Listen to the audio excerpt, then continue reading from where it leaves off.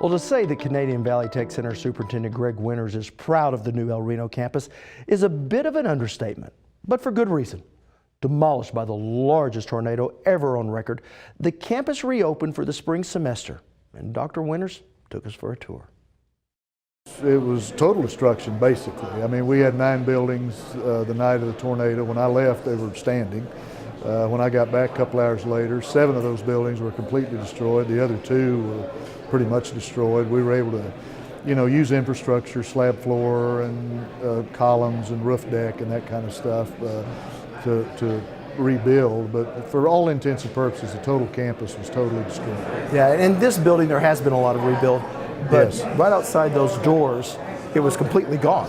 Well, the 7 programs that were totally destroyed, 7 buildings that were totally destroyed, we took all of the programs out of those 7 buildings, put them all under one roof and attached them to the original building. Before, the buildings were all spread out and detached and those kinds of things. I had a goal. I wanted our kids to be able to walk from building to building, not get wet, inclement weather and those kinds of things. But also we've got a series of safe rooms built throughout this facility. We want our kids to have access to those safe rooms, all of our community to have access to those safe rooms in the event that, God forbid, we'd have another incident like we had on May 31st, 2013. Yeah, well, let's go look at those classrooms. Okay. So this is the new welding shop. I am curious about what's overhead. That overhead, Rob, is an overhead 5-ton crane. A lot of the folks that we train for out in our district, all of those big manufacturers have these overhead cranes.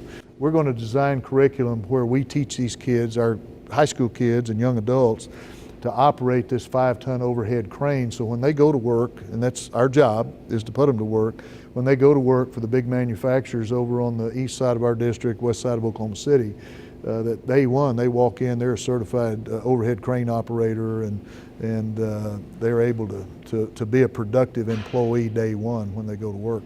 I know there's just so much more to see than we have time for today, but this is something you have to be proud of. Oh, I'm absolutely just thrilled. It was hard getting here. I mean, what we've been through the last 3.5 years was tough. I'm not going to sugarcoat that because it was hard. What we've been through, temporary facilities, limited equipment, limited opportunities, limited enrollment.